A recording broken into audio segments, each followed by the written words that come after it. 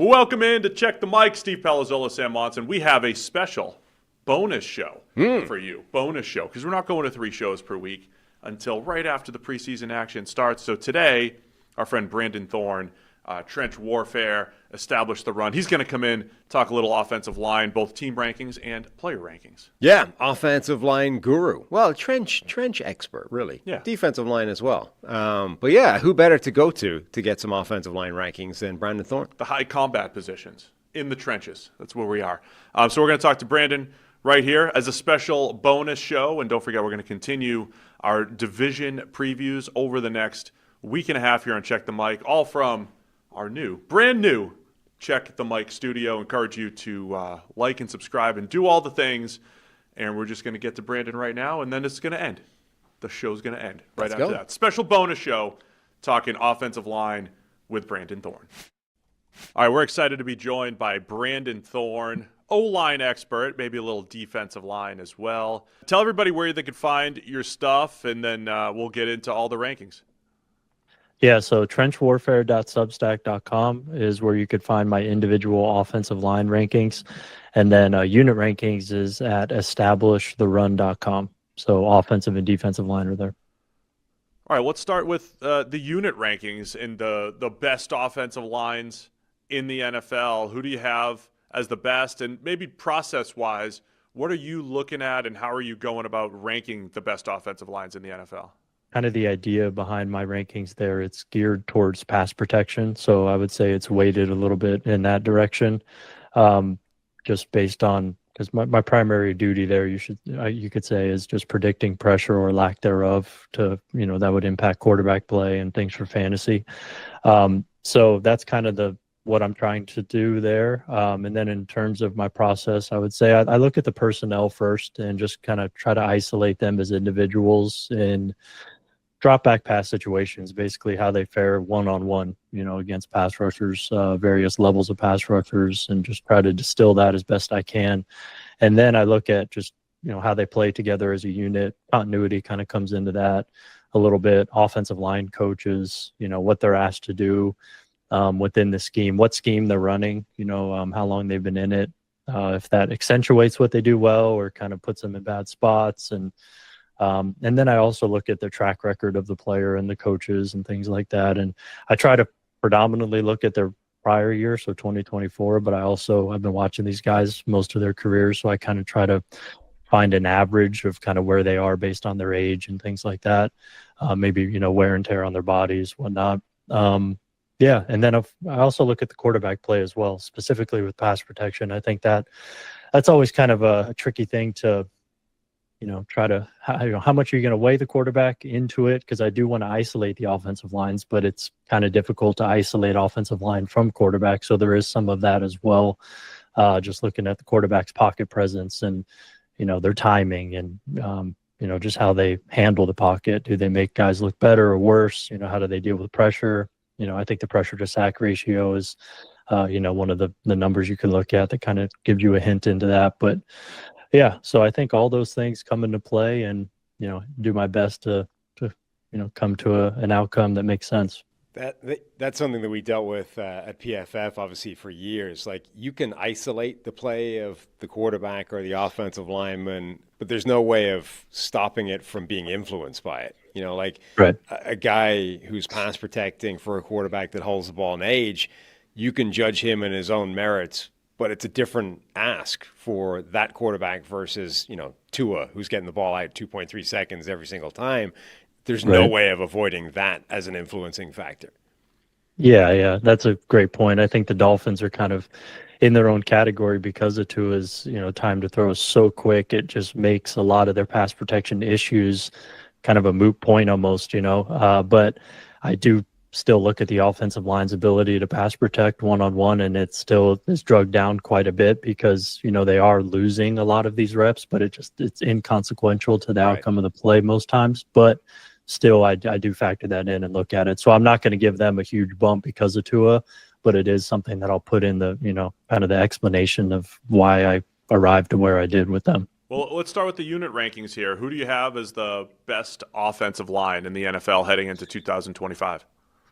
Yeah, I went with the Eagles. No surprise there. I even with a new starter at right guard who's unknown at this time, it's kind of a 3, 4, or 5-man race maybe for that position. I think Tyler Steen probably has the leg up there, just given, his draft capital spent on him, time in the system, things like that. But I'm just assuming that's going to be a fine position for them. And then you look at the other 4. I mean, to me, if anything, this could be a unit in their own tier, just because that personnel perspective, to me, they have 4 guys, the other 4 starters are inside the top 6 or 7 at their position.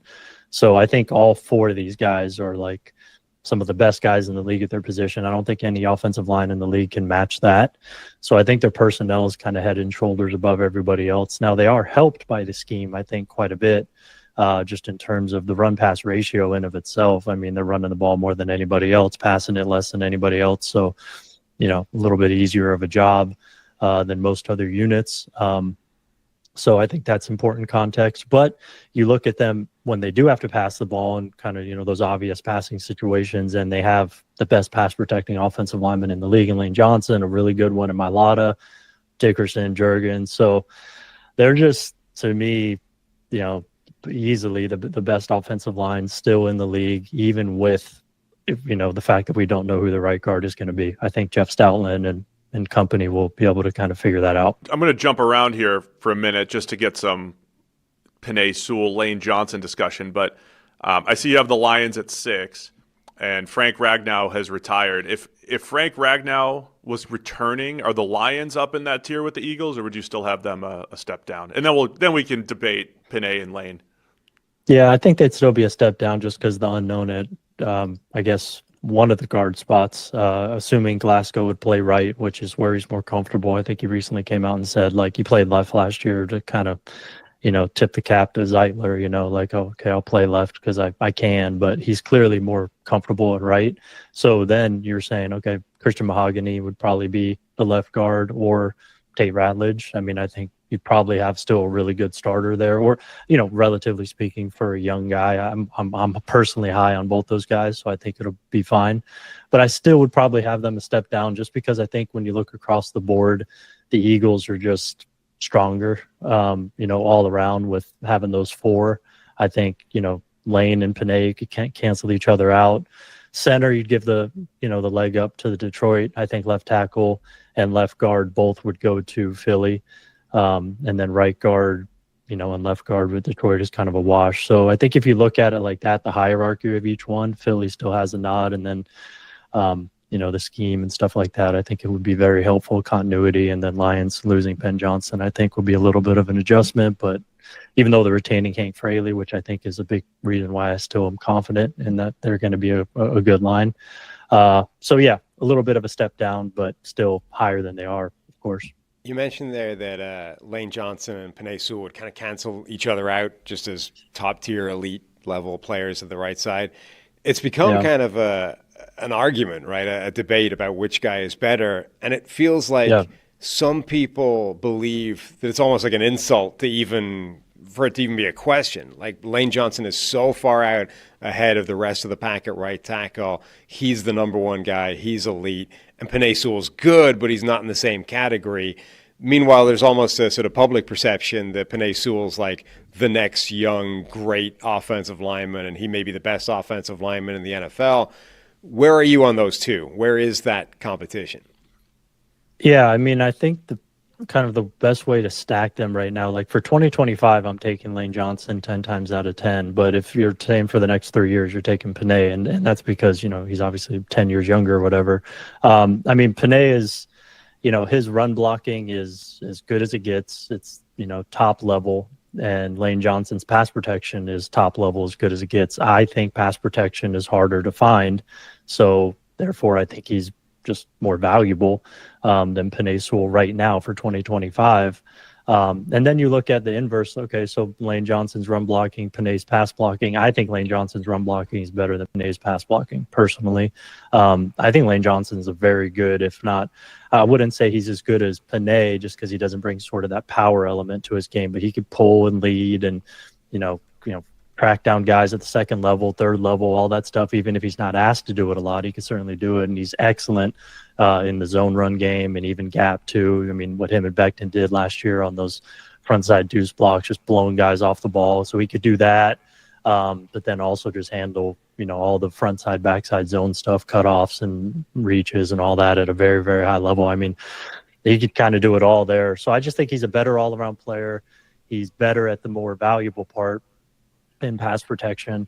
And he, especially last year, even though they ran the ball more than anybody else, and, I think that's important to consider, his true one-on-one pass pro is just, I think it's pretty rare. I think it's kind of equivalent to Joe Thomas, at left tackle when he was kind of at his peak. It's at that level, in my opinion. So it's not a knock on Penei at all. I mean, Penei's early 20s. I mean, he's a superstar and he's in tier 1, in my opinion. And he's lived up to all the expectations, and kind of like Lane, he could probably do it at left too. I mean, he did it a little bit.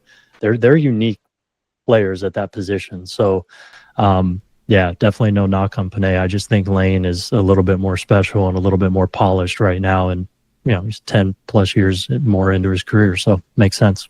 Let's go through some of the other rankings here. I don't know if I was surprised, but Bills at number 2, Bucs at number 3. What was the reasoning behind having those offensive lines so high in the rankings? Yeah, so, this is the Bucs, obviously, with Tristan Wirfs in the lineup. Right. I think if you want to kind of dock them for the first month of if this was the first quarter of the year rankings, then you'd have the Bucs, quite a bit lower. But I'm just kind of season long, sort of idea. So, but yeah, I mean, I think for them, it's kind of some similar stuff and different. The reason why Buffalo is over Tampa, I just think more continuity there in terms of coaching. Everybody coming back. I think their offensive line coach is one of the best probably of all time, and Aaron Kromer.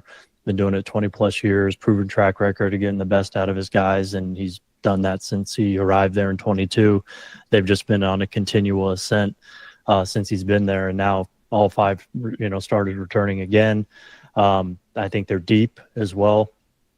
Just having, the heavy 6, the 6 offensive linemen they're using. I think Alec Anderson is probably can start, in a pinch for you at various guard spots, maybe a tackle spot.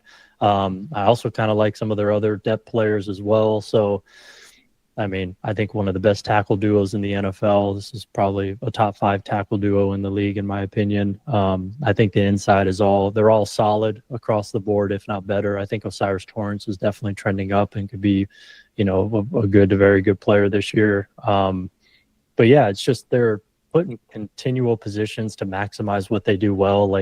Their guards can't really pull, so they pull the tackles, just things like that. They're just, they're very adaptable to their personnel, and they kind of reset each year, maybe even each game to some extent.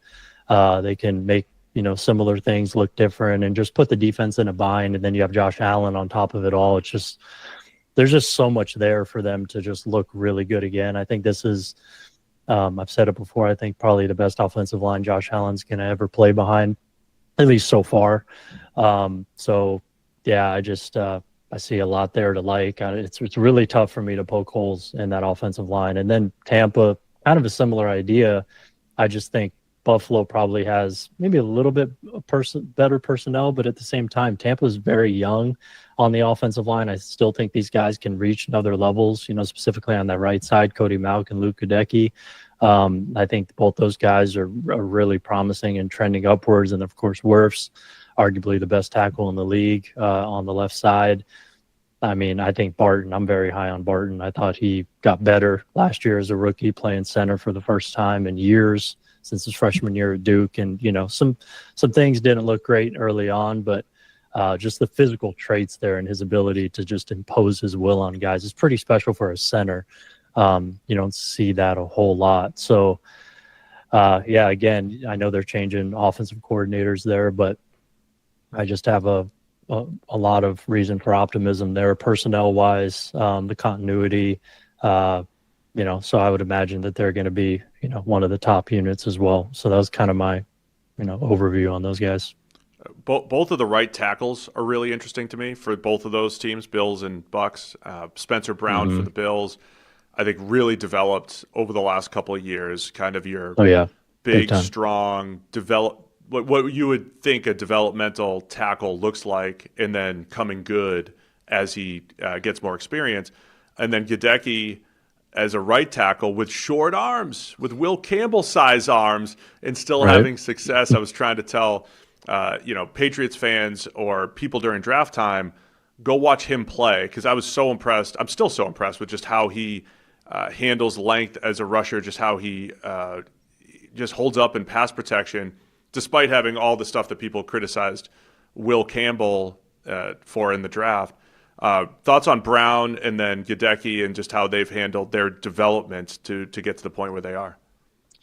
Yeah, I mean, I think Brown, since basically it's, on a parallel upward curve since Cromer got there in 22. I mean, I've talked to Brown a little bit, and I don't know if he said it publicly, but essentially, like, he saved his career, because Brown was not looking great, not operating with confidence at all when he first came to the league. It was a little overwhelming for him.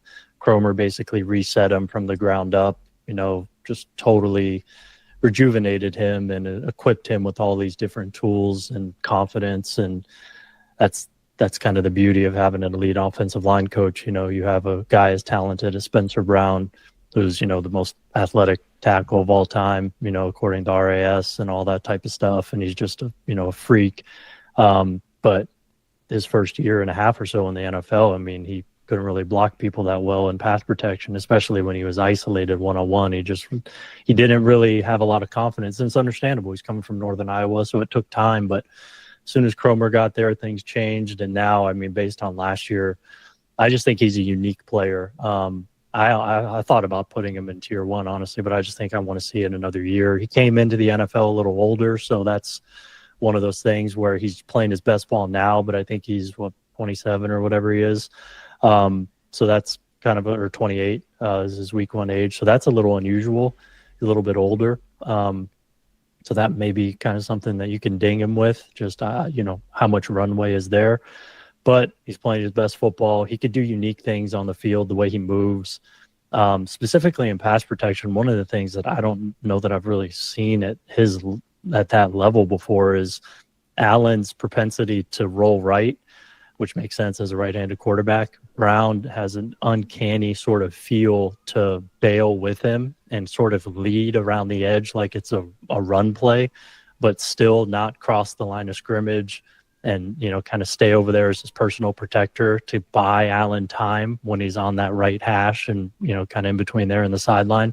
Like, Brown's ability to do that last year and the frequency he did that with and the timing and the connectedness that him and Allen operated with was just kind of unlike anything I've ever seen. So yeah, I think Brown's he just offers a lot of special stuff. And then Gadecki to me is more just like steady, solid. He's strong, stout. I think his play strength and his anchor is good. He can handle the bull rush well. He plays with great natural leverage. And he kind of reminds me of like a Braden Smith. So yeah, he's solid. That's how I see Gadecki. The last team you got at the tier 1 of your rankings, I think would surprise some people, the Denver Broncos. And the one player I really wanted to highlight from that offensive line is Quinn Miners, who, fascinating story, smaller school, was sort of famous. Was it the COVID draft? But he was famous for like blocking trees, taking pass sets against trees on videos. But I think the fascinating thing about him now is, whether it's offensive line guys like yourself, whether it's PFF, All-Pro last year, I mean, he's sort of become this elite level, top tier guard. And I don't know if the kind of public perception has caught up with that yet. Is he going to be there now for the foreseeable future? Is he now just become the new standard?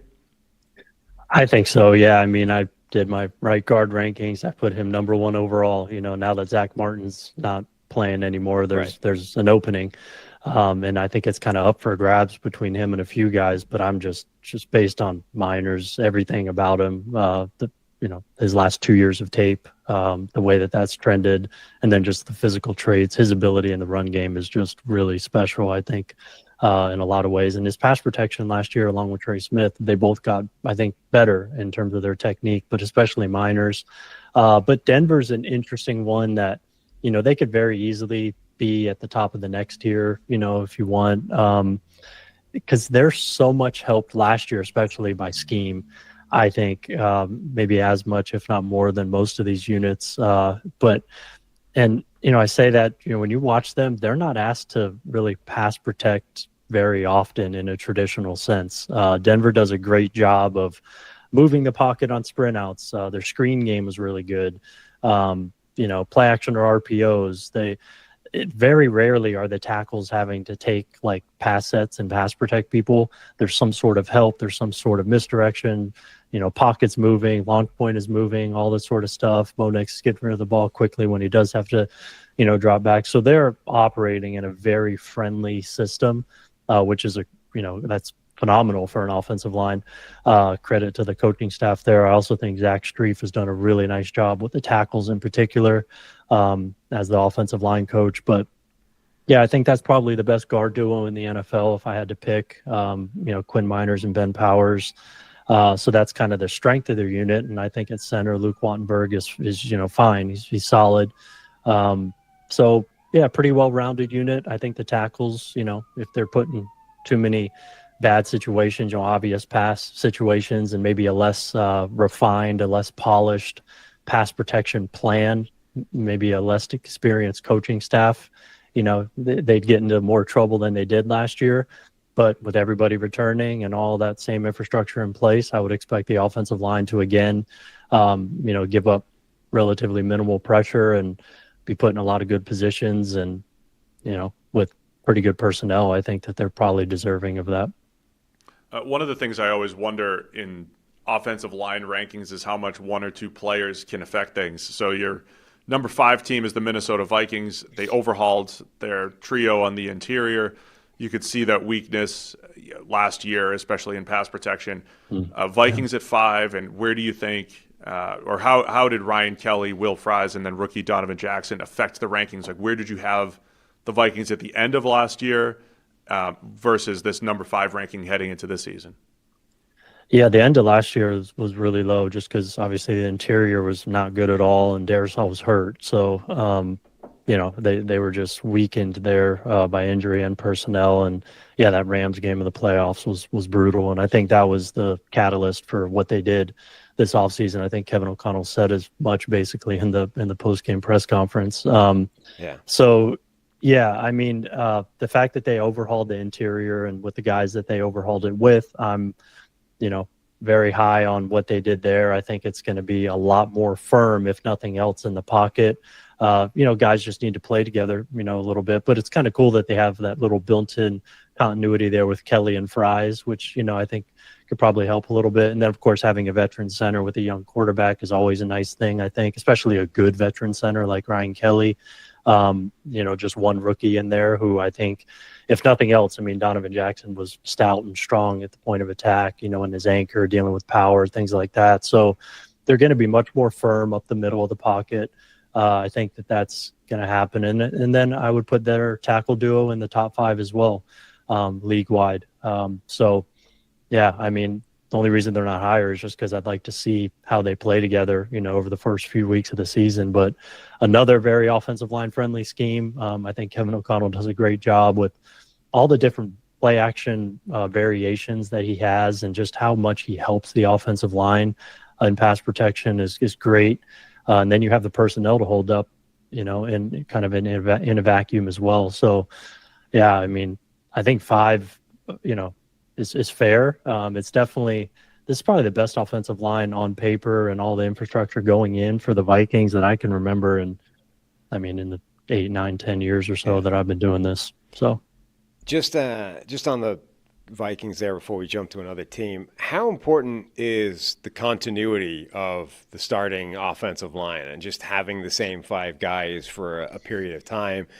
And does that kind of change? Like, everyone looks at the upgrades Minnesota had and like, well, they got better at 3 spots, 4 if you count Darisaw coming back.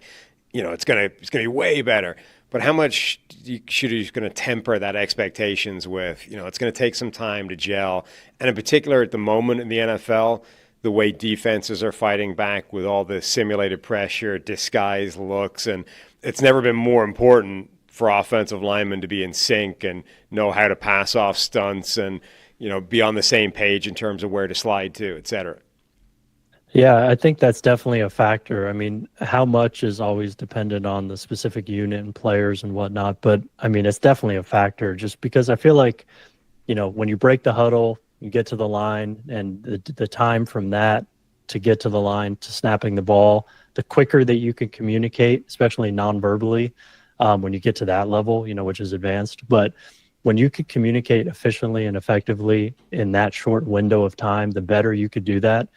I mean, the better you're going to be able to operate, the quicker you're going to be able to play, the quicker you're going to be able to diagnose stuff and, just be on the same page with spacing and, knowing what the other guy next to you is thinking and going to do, how he's going to respond, where he's going to play and all that sort of stuff. It comes with time and continuity. You obviously have more of it. So I just think generally it's helpful. So you always like to see it.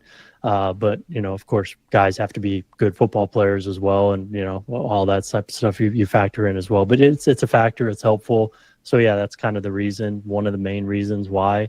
Plus, you have a rookie in there as well. So that's, a piece of it as well. We've never seen him play in the NFL. So, yeah, I think it's a factor that you should definitely consider when you're looking at offensive line. And I will say also for Minnesota specifically, I mean, man, practices against Brian Flores' defense, they're going to be, probably forced to adapt quicker than most. So I think that's probably going to help them too. That's true. That's a good point. One other team that kind of made massive strides in the offseason on paper, and we have to see is Chicago. Yep. Just how much of a step forward do you think they made? Because they're next up, right, in your rankings. Are they seventh, sixth, seventh? Seventh, yeah, seventh. Yeah, they're similar boat to the Vikings. Just kind of want to see it. For them, I think the personnel is maybe a little bit of a step down, just because at tackle, I think it's definitely a step down. Braxton Jones and Darnell Wright compared to Darrison O'Neal, I think.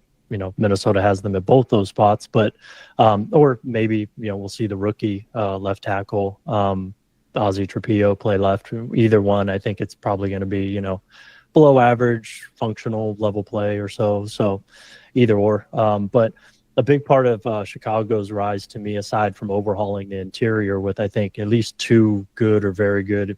To me, Tooney is, definitely elite.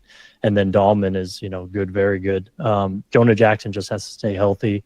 I think that's the big thing there. That's a factor. But I think when he has been healthy, last year was kind of a bizarre year for him, but playing center and all that. But, yeah, I think overall he's probably going to be a solid above average player. So assuming the interior is very good, which I would expect, and the tackles are fine, I think Darnell Wright is a little more than fine, and he could be probably the biggest beneficiary of this new scheme.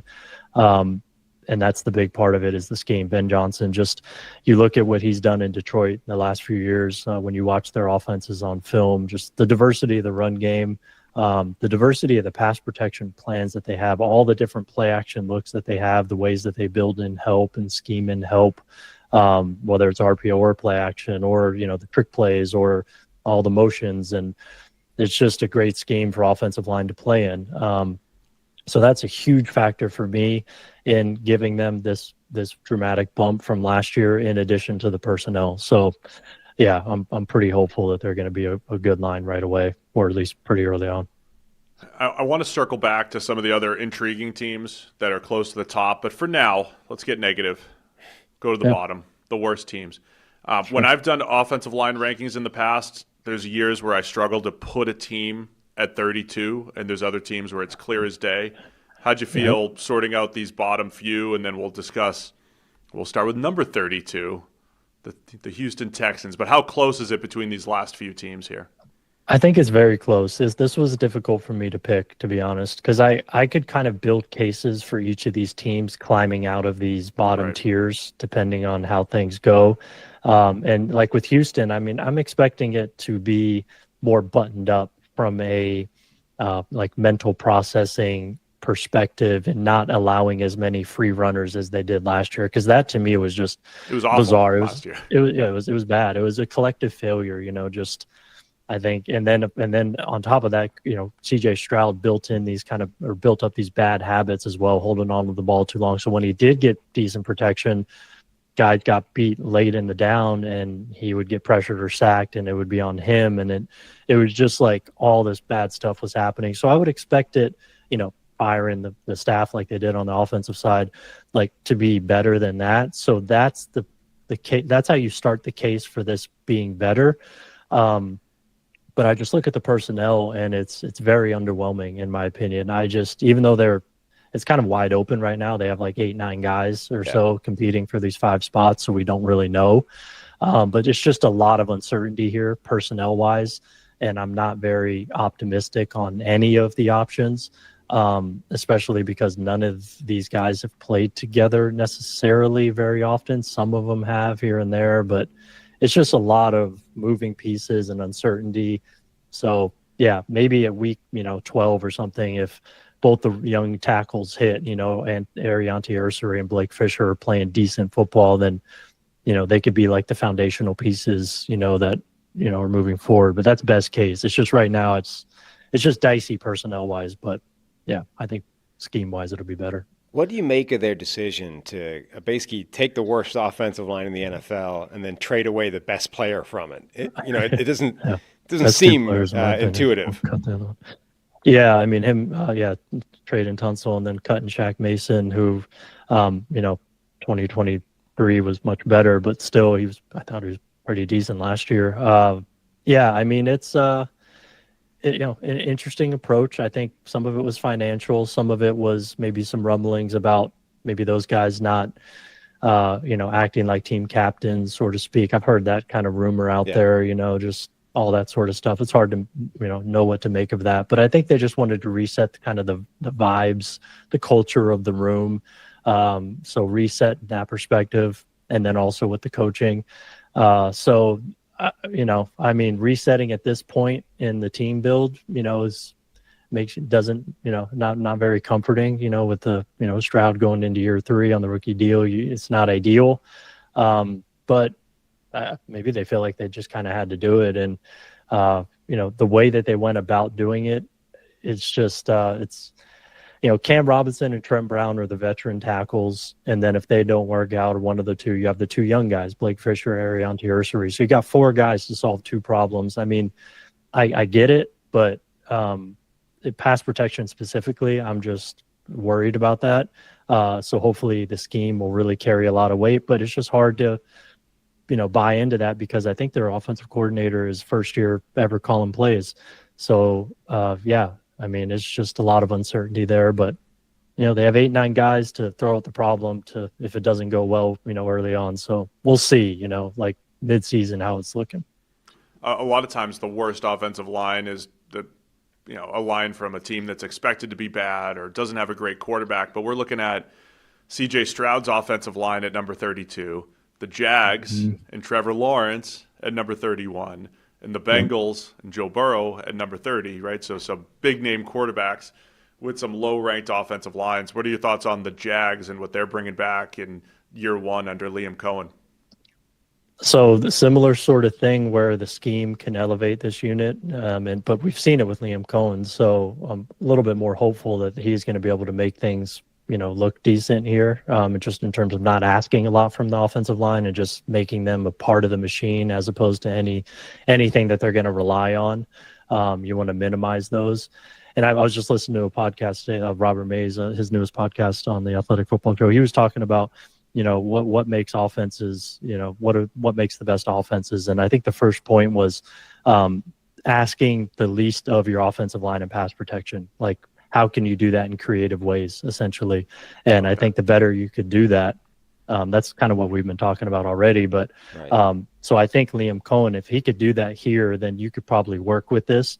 But I'm just very concerned about the interior of the pocket, and also Walker Little too, to some degree, just their ability to anchor or lack thereov, kind of reminiscent of maybe a little bit of the Vikings last year, kind of their issues, on the inside. Like, I like Patrick Bakari. I think he's a really proven versatility, useful player. Robert Hainsey, I mean, if he's your backup, I like it. Ezra Cleveland, below average guard, I think. I just, when guys are, when defenses are running those twists in the middle and picking centers and picking guys off and all those simulated sort of pressures, like, I just worry about them when they're in obvious pass situations, being able to maintain the firmness of the pocket. So a lot of play strength concerns, I think, that they have on the offensive line. So, yeah, if creativity can solve that to a certain degree. But, yeah, I mean, I think, like, the game script and just how the games are going is going to be impactful on how that offensive line plays. And I think Anton Harrison is kind of the guy that you hope takes a step this year, because he's by far the most talented player on the offensive line, I think. So he's the one guy who could be a building block moving forward, but kind of up and down last year in his second year in the NFL. So we'll see. But scheme, is the hope there. Offensive line is obviously still, it's kind of the less exciting area of the game for the casual fan, right? And people still don't necessarily know all these guys as household names, et cetera. I think that extends to coaching. Everyone, I think, has heard of Jeff Stoutland at this point, the Eagles offensive line coach, and how he's this magician that's turned Jordan Mailata from a rugby player into an all-pro and, maximize a lot of these guys. You've brought up another couple of names as well so far, guys like Aaron Cromer in Buffalo. Yep. How many offensive line coaches do you think are real difference makers in the NFL? Guys that are clearly adding, a measurable, notable percentage to the talent that they have? Yeah, it's a good question. I think there's definitely like 4 or 5. I would say Jeff Stoutland, Aaron Cromer, Bill Callahan, maybe Hank Fraley you put in there. It's going to be interesting to see how that goes this year, separate from Ben Johnson. But I think he's a name to kind of file away as maybe a potential one.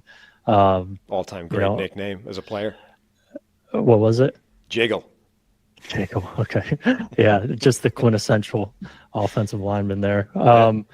Yeah. So, but I mean, apart from those guys, I think there's a lot of good, maybe not a lot, but there's a few good guys. I think Bobby Johnson is, overall, the last 5-6 years of his career, I think he's done pretty well as an offensive line coach / assistant. He had that year with the Giants when it all fell apart, but then last year with him and Cliff, what they did was I thought incredible, designing the run game together and all that. So, like, there's a few. I think Dwayne Ledford in Atlanta is an underrated one. He's kind of a zone blocking specialist, going back to, Garrett Bradbury at NC State. But what he's done in Atlanta there, I think he designs a really good run game. So there's a few guys out there. San Fran with Forrester, he's been around forever. He's seen a lot of guys. So there's I'd say like a tier 1 that's maybe like 3 or 4 guys, and then maybe a drop off, and like you got to go to like a tier 3 or something where it's like a lot of like above average. So to answer your question, not a whole lot, but that's kind of the nature of being elite and being that difference maker. There's not a lot of those guys, I don't think. I wanted to, instead of going through every single one of the lowest ranked offensive lines, the one other team that really stood out to me was the Tennessee Titans at 9. And the Titans have had, I don't know where they've ranked in your rankings the last few years, but they've looked like, pretty bad the last couple of years. Yeah. And we always use the phrase creep back toward average. If you at least have an average offensive line, you could run an offense. Obviously, better's better, but at least run an offense. Is this the year the Titans can creep back toward average?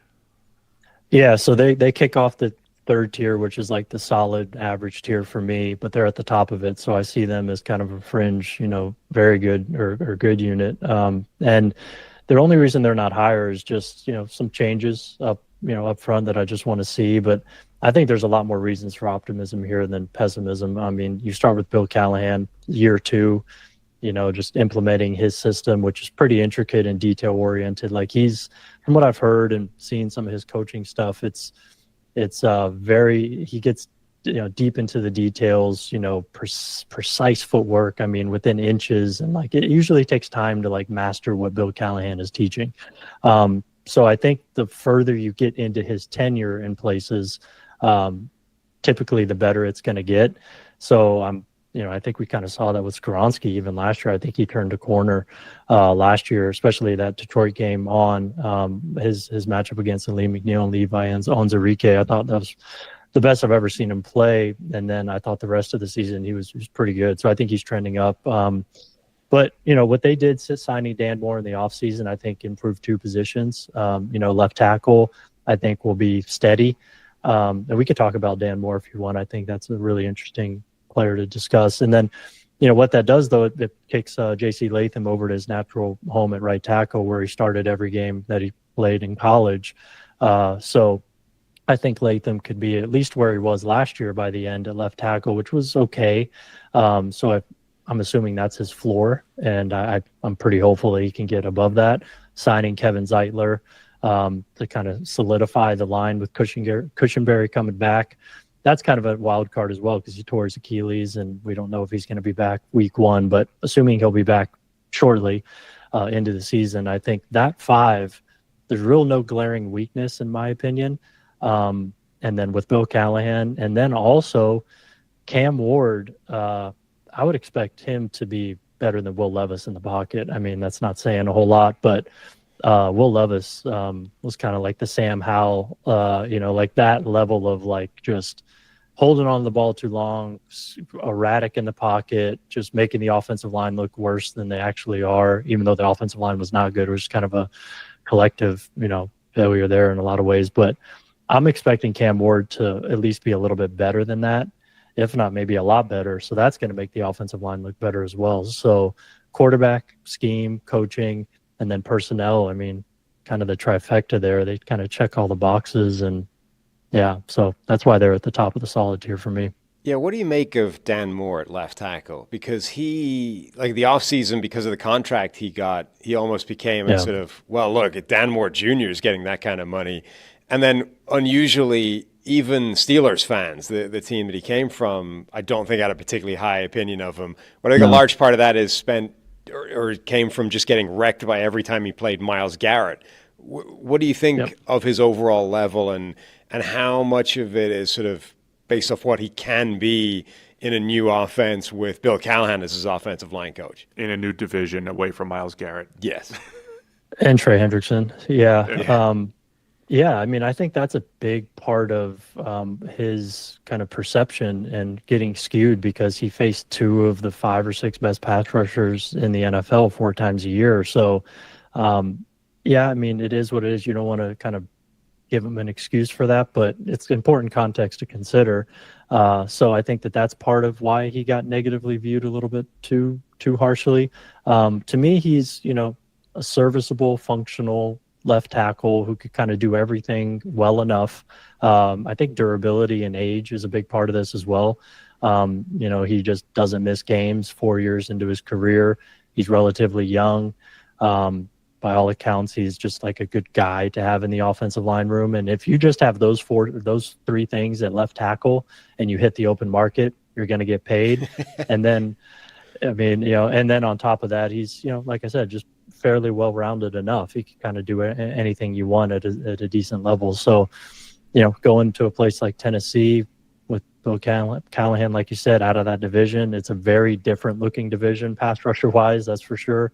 I mean, I would expect him to at least be what he has been, these prior few years in Pittsburgh. And also, I think he's been kind of trending upward as well the last couple of years in Pittsburgh. I think he's gotten incrementally better with some technical things as well. So, good, young, or solid, adequate, young, durable left tackle. I never checked what his Trey Hendrickson splits were. I mean, his Myles Garrett splits are ridiculous. He goes from like a PFF grade of 65 when he doesn't play Myles Garrett to one of like 15 when he does. Wow. I never looked Makes at what sense. it looks like when he plays Trey Hendrickson. Yeah, and I mean, even Baltimore, not that they have a guy like that, but just pass protecting against Baltimore is never easy for offensive line either. So, it's a brutal division. I want to move to some of the player-centric rankings, but are there any other teams that we haven't discussed that are interesting to you, whether they're high, low, or indifferent? Any other teams that you wanted to highlight? I mean, there's a lot that are interesting here. I mean, KC and Los Angeles, the Chargers are interesting to me. Like, I have Chargers, at 10th in the solid tier 3 tier. I don't feel great about it, to be honest. But I think the scheme is a big part of that as well. It's Greg Roman, Jim Harbaugh. Typically, that's a pretty nice scheme to play in as an offensive lineman. You kind of know what you're going to be asked to do, and just with the emphasis on the run game. And then I think that's arguably the best tackle duo in the league. But inside, a lot of questions there. And then KC, just, kind of a changing of the guard there, without Tooney and the Josh Simmons factor. And I think that's really interesting because they're going to maybe take a step back on the interior, but I think they have the potential to take a dramatic step forward at tackle. So just how that plays out, those are two that kind of pop off to me. Did you like Josh Simmons coming out, or where did you have him as far as tackles go? I did. I liked him a lot. If he, didn't have any injury concerns, he would have been my top tackle. But because of those, I had him, I think, tackle 2 or 3, still first round grade, but just a little bit later. But he was my favorite guy in the draft, like just to watch. I think we did that video, right, where you asked some analysts their favorite prospect in the draft before, and I think Simmons was the one I sent you guys. I think that was you guys. That was awesome. But yeah, Simmons was my favorite guy just to watch. I just thought it was kind of a no-brainer when you watched his tape this year. Just every game looked the same. It was very hard to find lost reps, let alone like concerning weaknesses. I thought he checked all the boxes. It just patella injuries are always, or can be, I should say, tricky to recover from. But based on what we're seeing and hearing, it looks like that's not a factor. So I think there's potential there I think that's the most talented tackle that they've had in the Andy Reid era. I mean, just from a physical traits perspective, not saying he's going to be Mitchell Schwartz, but physically, like, he's extremely talented. So I'm very interested to see how that works out, especially next to a guy in Kingsley Suamataia, who's, also a very young, inexperienced player. So that left side, just interesting how that's going to play out. Tell everybody. So we've been talking mostly teams now. I want to get into some of the individual rankings that you've done, and that's over at Trench Warfare. Just remind everybody where they can find it, and we'll get into some left tackle rankings. Yeah, so trenchwarfare.substack.com. You could go there and subscribe, check out all my work. Who's the best left tackle in the NFL? Yeah. It's a good question. I think it's a 3-man race, in my opinion, between Trent Williams, Rashawn Slater, and Tristan Wirfs. So, yeah, I mean, kind of any of those guys. Of course, for 2025, I chose Trent Williams. I just think last year was, kind of an interesting year. I mean, he held out, and I think he didn't even put pads on until 6-7 days before week 1. Showed up clearly a little out of shape, I thought, in week 1, just, visibly, but still moved at a level like he's in shape. It was just, Trent Williams, freak of nature. So I think that was just, a little rusty there. I thought his movement was good. And then he got hurt, so he only started 10 games. So it's like factoring that in, the fact that he's 37 years old, I think he's going to be the oldest starting offensive lineman in the NFL again, which he was last year. I think it's probably easy to put him lower than one of these guys, but I still think at the end of the day, based on how he was moving last year when he was healthy and, playing, I just thought this year, especially the fact that he participated in the offseason program for the first time in 10 years, it seems like he's rejuvenated, dialed in. I would not bet against Trent Williams coming out and being Trent Williams. So until we see him not look like himself, I'm going to give him the nod. And then, Tristan Wirfs and Slater, to me, are the next two, especially if you're talking about, the next 3 seasons. They're no-brainer 1 and 2, in my opinion. But, yeah, I mean, Wirfs and Slater, you kind of roll the dice, and whatever one you want there, I don't think it matters. I think they're both outstanding. I gave the nod to Wirfs just because the 3 sacks that Slater gave up were all clean, 2 to Myles Garrett, 1 to Nick Herbig. I mean, you're splitting hairs at that point, but that's kind of how you got to do it when you're talking about this level of player, because they were both outstanding. I mean, Slater had some dominant games last year against really good competition. Whenever Max Crosby went over there on that side, he locked him up. The Denver game jumps out against all their guys, and he always does well against Chase Young, who was sneaky good last year, but Rashawn pretty much shut him down. So, yeah, I mean, they're guys who you could roll out there on any down in pass protection, especially, and they can lock down their side. So that's pretty special and rare, and that's really the differentiating factor between them and the guys below them, I would say, is just their ability in pass protection. And then they're both excellent run blockers as well, as are most of these guys, but like they could do some special stuff in the run game. And it was cool to see Wirfs do more of it last year than we've ever seen under Liam Cohen, kind of unlocking that movement in the screen game and stuff like that, because he's always had it. He just hasn't really been asked to do it a whole lot. But yeah, I think those two are the next guys in line for sure. How good do you think Jordan Mailata has become now from his, incredible story, rugby player, low-round draft pick, and then turned into this superstar left tackle by Jeff Stoutland? Man, I mean, it's incredible. I think it's probably the best developmental story we've ever seen at maybe any position. I mean, just considering his obscure background and whatnot. So I think you can't say enough about that. I thought the Alejandro Villanueva developmental story was incredible for Mike Munchak, but this even takes it to another level. So, and because they had Andre Dillard there as a first-round pick to theoretically have that job. It's not like there was an opening there for this low-round guy to just sort of emerge. He had to win a job from a former first-round guy who that's not easy to do anyway. No, it isn't. I mean, with Mailata, you start with the fact that he's 6'8", 370, 360, and the way that he moves. Just that in of itself is just special and different from almost anybody else. And then he's just become, a good pass protector, I think, firmly just a good pass protector. It's interesting watching him, contrasted with Lane Johnson. And I try not to let that skew, my perception too much, but I think there's a dramatic difference between the two when you're looking at them isolated in pass protection and just how cleanly sometimes Mailata loses. And it's understandable given his size. Guys, if they are able to set him up with stutters and hesitations and get his feet stopped and able to cross his face, and sync that all together, which not a lot of guys can do.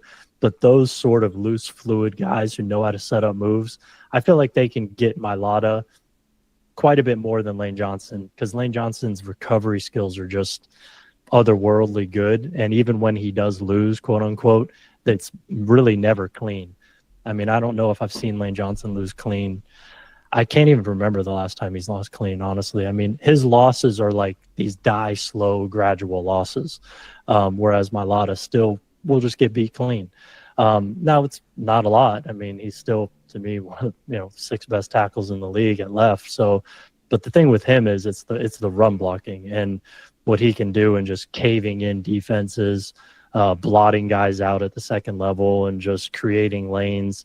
He's also helped by Landon Dickerson, who's kind of that guy as well, who could do that on his own. But those two paired together, it's just a dominant force on the left side. So, yeah, I mean, I think tier 1 run blocker, elite, can do anything you want and be real impactful there. And then pass pro is good. So, yeah, I mean, he's an excellent player, I think. How much have you seen Mailata kind of steal or borrow or learn from Lane Johnson and his technique, especially in pass pro? Like if you go back a few years, I think Mailata's pass sets look completely different, and if it's like he's morphing or trying to morph into what Lane's doing on the other side. Yeah, I mean, he definitely does. It's that, especially when guys like at the point of attack, when they're converting speed to power. And I think Jeff Stoutland teaches like a double under technique where the whole idea is to take both hands coming up and under a pass rusher forward to kind of dissipate that. He's been doing that better. And I think that's huge for him, considering usually taller guys, I'd say once you get to the 6'7" threshold or higher, the big concern typically is speed to power, bull rush, guys getting underneath your pads and your anchor being a little slow. Even if you're a big, strong guy like Mailata, sometimes his anchor hasn't been that great.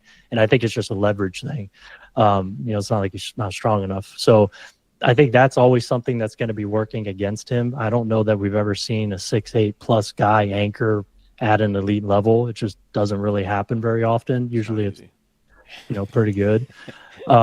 I think Joe Alt's anchor is spectacular for his height, but we'll probably get to him. But so yeah, I think adopting that double under technique, we've seen him do that more, and that's something that Lane Johnson does at the highest level, and it's something that Stoutland teaches. So I think that's been a huge help for him the last few years. When I watch him on tape, his anchor is more consistent and a little bit more firm. That Jared Verse game last year was pretty incredible.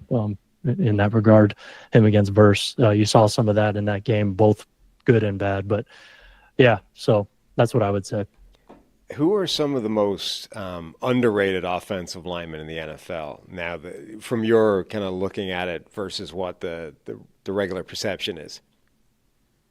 Yeah, it's a good question. I think at tackle, left tackle wise, Jake Matthews, it's just like a big part of it is the durability, right? He has the longest active consecutive starting streak in the league by far. And the bloodlines in that family are absolutely unbelievable. Because, Bruce, obviously Matthews, his dad, has played, I think he had 290 starts or whatever he did. I think the most all-time or second most all-time for offensive linemen. Position. Yeah, I think he had double-digit starts at 4 or 5 of the positions. And, yeah, just incredible. And now here his son is, and he hasn't missed a game in, I don't know, what is he, 12 years in or whatever? And it's just spectacular. And then he's just solid all around, and he's in a good spot for his skill set to succeed. That zone-heavy scheme that fits him. He's an athletic guy. He moves really well. He recovers well. A guy who doesn't anchor super well, but it's kind of hidden, a little bit in that scheme and what they're asked to do and not asked to do. So I just think he's so steady that he would be the guy at left tackle.